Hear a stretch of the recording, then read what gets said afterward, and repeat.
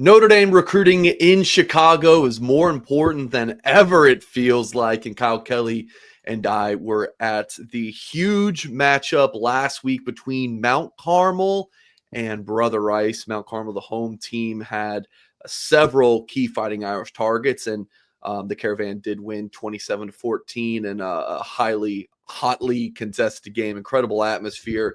Quentin Burrell, four-star receiver or four-star wide receiver target for the Irish in 2027 class, was a headliner. Tavares Harrington, cornerback/safety. 2027 four-star linebacker Roman Egwebike, who Notre Dame offered the day after Kyle and I went to go see him. He visited campus. Caleb Tucker, a.k.a. Bone Crusher. And again, there's other other recruits there, but these are the Notre Dame-related ones. Caleb Tucker, 2028, 6'5", 355-pounder, a.k.a. Bone Crusher. 2028 wide receiver Marshawn Thornton, 3-star, who also visited on Saturday. The Irish have not offered yet. So let's start with the top guys over on the the Mount Carmel side of things, Kyle. And we'll lead it off with Quentin Burrell. What'd you see from this top 100 overall key Notre Dame target? Yeah, Quentin Burrell was the top-rated 2027 class recruit on Chicago Mount Carmel that game, and thought he really lived up to his ranking. I've seen him twice before at the Under Armour camp in Columbus, and then a little bit at Irish Invasion back in June. But even though the Irish Invasion was in June and it's been a couple of months, I felt like Burrell's made some tremendous strides since then. Really explosive player. And the thing that stood out to me most is that he's just such a natural pass catcher. Really just has that ability to play wide receiver. He finished with 6 catches, right around 80 to 90 yards in the game. Was a big focal point on offense for Mount Carmel in that first half. Brother Rice, they were able to slow him down in the second half, but that's when Marshawn Thornton came to life, the other highly rated wide receiver recruit on Mount Carmel's roster in the 28 class. So Burrell, I mean, that's a highly competitive recruitment. I think he's got about 40 offers. Every top school in the country is in on him. And Notre Dame is one of those schools that's setting the pace, which I think is a good sign because Burrell definitely proved on Friday night, I felt, that he was worthy of being Notre Dame's one of their top targets on their wide receiver board in the 2027 cycle. Kyle, I thought Quentin Burrell was awesome. Great points on him. And then moving to the defensive side of the ball, Tavares Harrington, who rival Steve Wiltfong's already predicted to Notre Dame. You had more on Harrington in your Echoes and Insight article that folks can find at blueandgold.com. What do you think about Harrington? Yeah, so on 3 and Rivals, they evaluate him as a safety recruit, but he plays cornerback for Mount Carmel, which is my understanding the way that Notre Dame is recruiting him. And when you're one of the top cornerbacks in the country or top defensive backs, you're not going to get a whole lot of targets. And that was the case on Friday night for Tavares Harrington. So he had to get involved in the game in other ways. He did have a couple of tackles. Also had a big sack, his first of the year, which unfortunately I did miss video of that, but was a really big play for Mount Carmel. But yeah, you can tell he's a versatile guy in the secondary, probably has that ability to play safety, but I thought he looked pretty good at cornerback.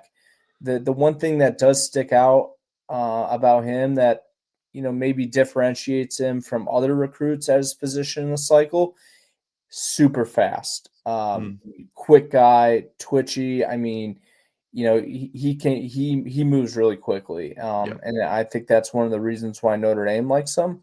There's a lot of cornerback targets on the Irish board in the 2027 cycle, but I can see what Notre Dame likes in Harrington with his speed, his length.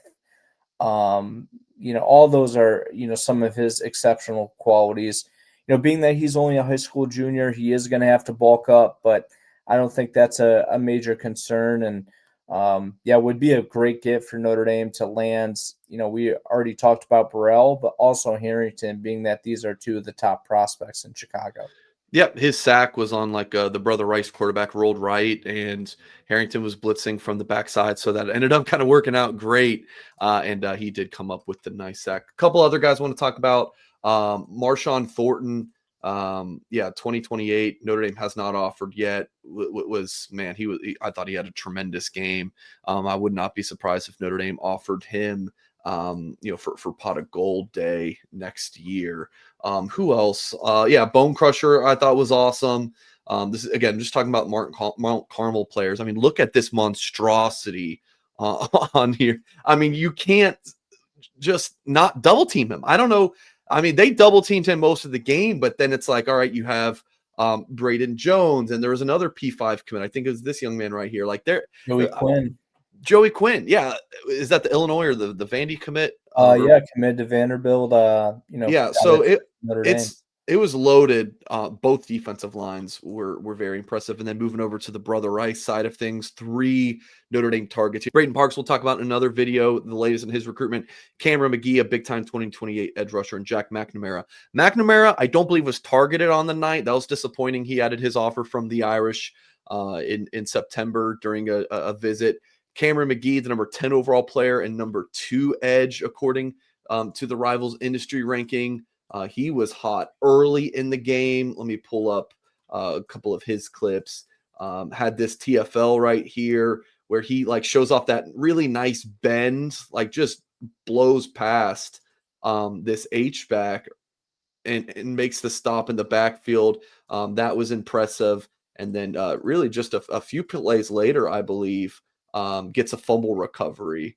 He was quieter the rest of the night, but you could definitely tell just by watching him in warmups even that he was definitely one of the best players on the field at any given time. And then lastly, Braden Parks had a quiet night, Kyle.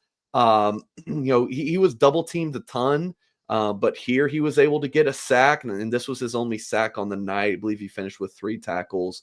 But yeah, he's another big dude. So this is the godson of Chris Zorich and cousin of former Notre Dame running back Tony Jones Jr. Any thoughts on those Brother Rice guys, Kyle?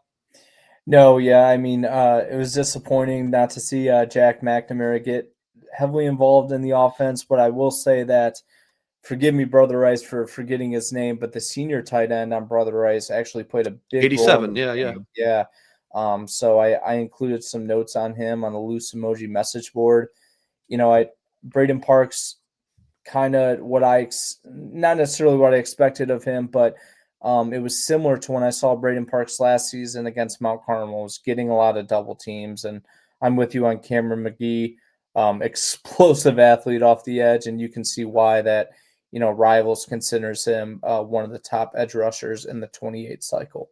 Yeah, just a great athlete. Like before the game, here he is returning punts. Like he was kind of just like doing it all. Like he doesn't look like you look at that and you think, okay, it's like a receiver or a tight end, just the way he's like, that's not typical of a defensive end prospect. Like this kid is an elite athlete. So go to blueandgold.com. On Monday, I posted my more thoughts on each of these guys we talk about in this video.